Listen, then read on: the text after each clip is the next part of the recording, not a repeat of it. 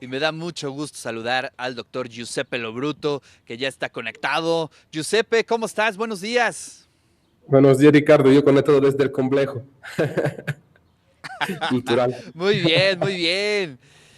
Sí, hoy nos venimos acá a Ciudad Universitaria a ver a los Sí, sí, perritos, sí. a ver si se ven por ahí Muy en la padre todo. toma. Ahí estamos jugando con ellos. Pero bueno, tú nos traes un buen tema. Platícanos, Sí. Giuseppe. Fíjate que salió hace un par de semanas el artículo en La Jornada, Berlusconi ha muerto, que sigue el berlusconismo, de un diputado de la izquierda europea, pero que pone en evidencia creo que algunos elementos importantes sobre este personaje, que yo creo que fue uno de los más importantes en el escenario político de finales del siglo XX y estos primeros 20 años del siglo XXI, que es Silvio Berlusconi, que falleció el 12 de junio a los 86 años.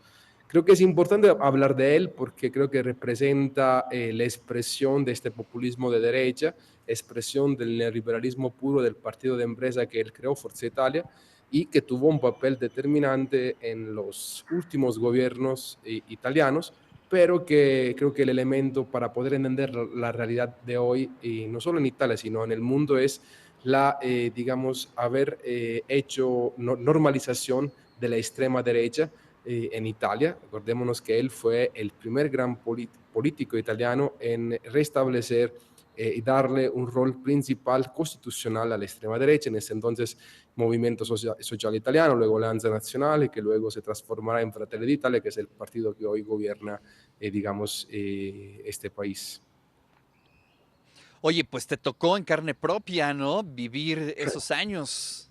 Así es, sí, estoy hablando de mi país, Italia, efectivamente, te voy a contar una anécdota. Mi familia, como te he dicho varias veces, es una familia que de izquierda, política, y me acuerdo, yo tenía 10 años, Berlusconi para nosotros era hace ese entonces como el presidente del Milan, el presidente de Mondadori, y Milan con Berlusconi llegó a ganar la Champions League, la Copa de Campeones se llamaba en ese entonces en italiano, y de repente me acuerdo un tío que un militante de izquierda decía, se va a candidatear Silvio Berlusconi, nadie lo creía.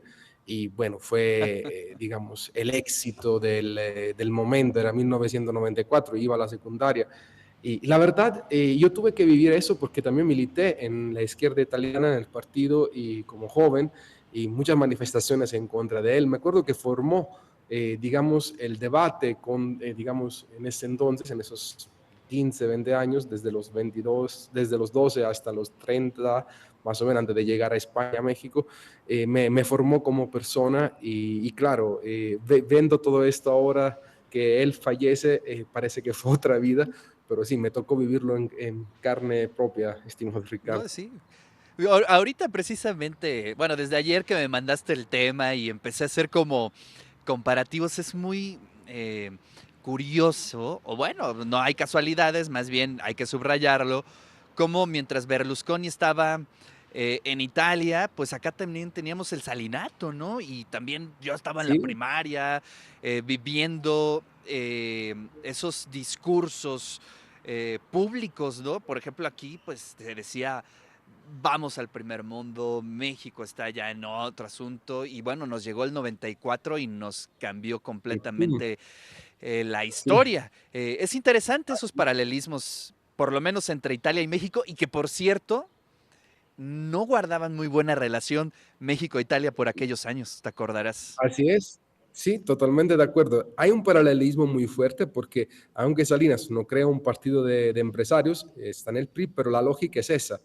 Y Berlusconi y lo que logra hacer es un partido de los empresarios y hace creer ese sueño del neoliberalismo que todos podemos ser ricos en algún momento. Y eso genera una locura a nivel, digamos, del pueblo, porque todos se identifican en grandes empresarios, aunque no tienen ni para comer, pero bueno, eso es Claro. lo que sucedía. Y claramente los paralelismos son importantes, aunque como tú bien dijiste, en esos entonces nosotros no teníamos para nada una muy buena relación, pero Berlusconi fue un tipo polémico porque también tuvo una buena relación, fíjate, con Putin hasta los últimos días antes de morir, con Gaddafi, lo recibió varias veces en Italia. Sí. Él tuvo por ejemplo, restableció unas relaciones que estaban rotas desde la Segunda Guerra Mundial, porque acordémonos que Italia, Libia era colonia de Italia después de la Segunda Guerra Mundial.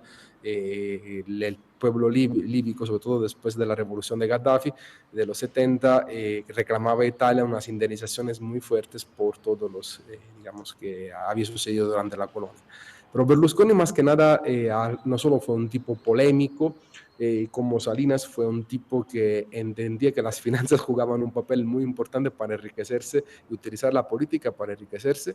Él, quiero decir, se enriqueció gracias a la política y sin hacer políticas antes de llegar a ser primer ministro, porque él fue muy Claro. amigo de Bettino Craxi, líder del Partido Socialista, que le dio el monopolio, como a Slim se le dio el monopolio de las telecomunicaciones. ¿Se acuerdan cuando se vendían todas las, digamos, las emisiones estatales? Y él pudo hacer la red de televisión, fue el precursor y se hizo multimillonario. Pero también fue un tipo machista, un tipo que los escándalos digamos, fue al centro de la atención. Todos se acordarán de la típica frase, el bunga bunga, hasta llegó a decir que todas las fiestas que tenía, de una escort que era la sobrina de Mubarak, líder de Egipto en ese entonces. Una persona tremenda, pero sí marcó la política italiana y sobre todo creó una división enorme dentro de la política italiana, pero al mismo tiempo lo que hizo es que le dio un golpe durísimo a la izquierda italiana, la hizo desaparecer, eso lo puedo decir. Así es, sí, y mientras también me acuerdo muy bien cómo la izquierda italiana tenía una muy buena relación con el zapatismo de la época, ¿no? Sí, tocas un tema muy importante. La izquierda italiana tenía una buena relación con el zapatismo porque acordémonos que son la mediados de los 90 todo el movimiento no global. Y todo ese movimiento no global va, digamos, hay en ese entonces un intento de acuerdo entre partido y movimiento, entre el partido de izquierda y los movimientos, que llegarán a la izquierda por primera vez al poder en 1996. Pero sin embargo, eso fue el principio del fin, porque la izquierda al llegar al poder tuvo que hacer muchísimos acuerdos igual con Silvio Berlusconi.